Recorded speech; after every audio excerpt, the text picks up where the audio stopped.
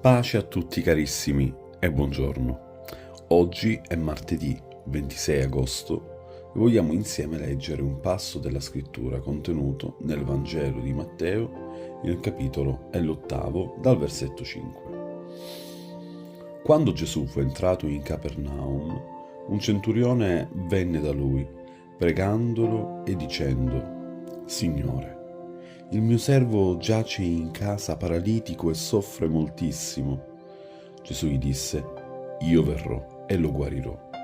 Ma il centurione rispose: Signore, io non sono degno che tu entri sotto il mio tetto, ma di soltanto una parola e il mio servo sarà guarito, perché anch'io sono un uomo sottoposto ad altri e ho sotto me dei soldati, e dico a uno va ed egli va, e all'altro vieni ed egli viene, e al mio servo fa questo ed egli lo fa.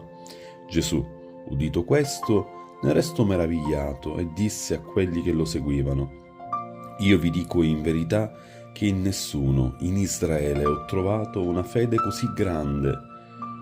Io vi dico che molti verranno da Oriente e da Occidente e si metteranno a tavola con Abramo, Isacco e Giacobbe nel regno dei cieli, ma i figli del regno saranno gettati nelle tenebre di fuori. Là ci sarà pianto e stridor di denti. Gesù disse al centurione: Va, ti sia fatto come hai creduto. E il suo servitore fu guarito in quella stessa ora. Un messaggio in questa mattina che ci parla di una speranza straordinaria, quella di vedere l'opera di Dio nonostante ciò che in modo illogico possiamo guardare intorno a noi. Infatti potremmo rappresentare ciò che è avvenuto un miracolo a distanza, un'opera di Dio a distanza. Il testo ci parla di questo centurione che, preoccupato della condizione di salute del suo servitore, fa fare questa richiesta a Gesù, una guarigione.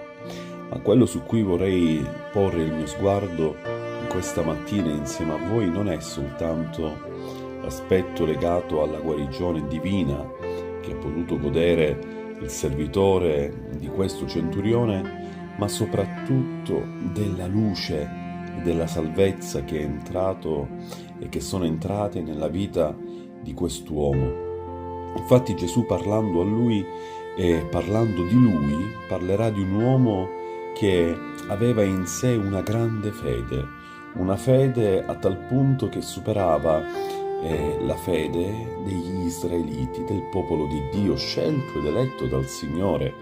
Infatti gli israeliti non erano paragonabili a questo centurione romano, che non era cresciuto certamente all'interno degli insegnamenti giudaici. Certamente la Bibbia, il Vecchio Testamento, la Torah non erano stati i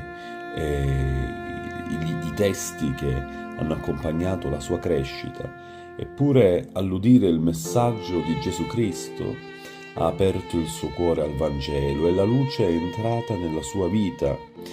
Gli israeliti, che erano per natura chiamati a ricevere la luce, in realtà hanno chiuso il cuore, non tutti ovviamente, ma una buona parte, hanno chiuso il cuore alla luce e al messaggio di Dio. E questa chiusura li ha chiamati a vivere qualcosa di profondamente triste.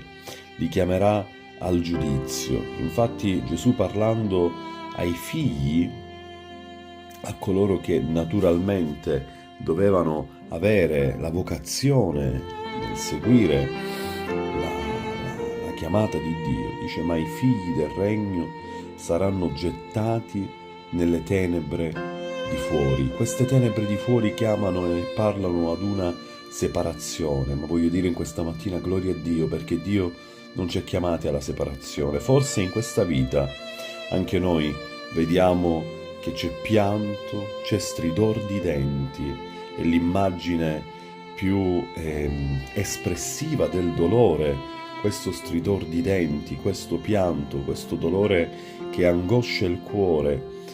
Forse alcuni lo vedono in questa vita, ma non è così per chi cammina con Gesù.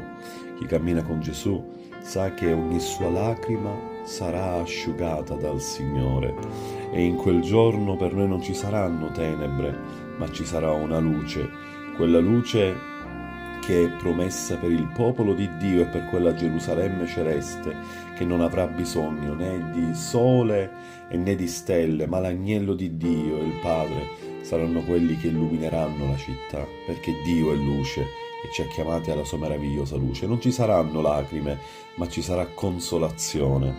Non ci saranno stridor di denti, ma ci sarà una lode che sorgerà dai nostri cuori. Che ancora Dio in questa mattina possa benedire il suo popolo con questa promessa.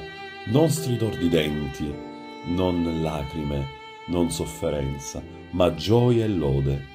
Dio ti benedica.